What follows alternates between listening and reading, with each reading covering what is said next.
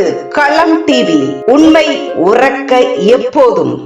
சென்னையில் முன்னாள் முதல்வர் கலைஞர் கருணாநிதி மற்றும் மு.க.ஸ்டாலின் மற்றும் முன்னாள் துணை முதல்வர் உதயநிதி ஸ்டாலின் ஆகியோரின் உருவம் பொறித்த சுவர் விளம்பர பேனர் சேதப்படுத்தப்பட்டதை கண்டித்து திமுகவினர் ஆவேசம்.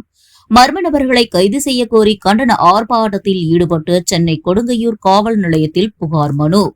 சென்னை கொடுங்கையூர் எம்.ஆர். நகரில் இருந்து கவியரசு கண்ணதாசன் நகர் செல்லும் சிட்கோ பிரதான சாலையில் அந்த பகுதியைச் சேர்ந்த திமுக பிரமுகர் பிரசிடென்ட் சி. சதீஷ் என்பவரின் ஏற்பாட்டில் முன்னாள் முதல்வர் கலைஞர் அவர்களின் பிறந்த நாளை முன்னிட்டு முன்னாள் முதல்வர் கலைஞர் மற்றும் முன்னாள் முதல்வர் மு.க.ஸ்டாலின் மற்றும் முன்னாள் துணை முதல்வர் உதயநிதி ஸ்டாலின் ஆகியோரின் படங்களை வடிவமைத்து திமுக சுவர் விளம்பர ஸ்டிக்கர் பேனர் ஒன்று அந்த பகுதியில் உள்ள நெடுஞ்சாலையில் அமைக்கப்பட்டிருந்தது.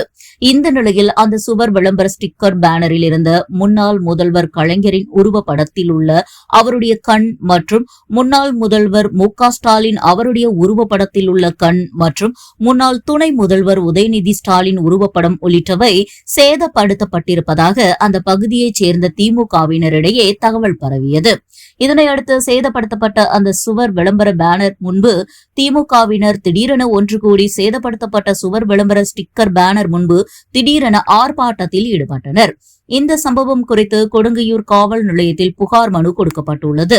அந்த புகார் மனுவில் தங்களது தலைவர்களை இழிவுபடுத்தும் வகையில் அவர்களது கண்களை சேதப்படுத்திய மர்ம நபர்களை கண்காணிப்பு கேமரா காட்சிகள் அடிப்படையில் கைது செய்து அவர்கள் மீது நடவடிக்கை எடுக்க வேண்டும் என அவர்கள் புகார் மனு அளித்துள்ளனர்.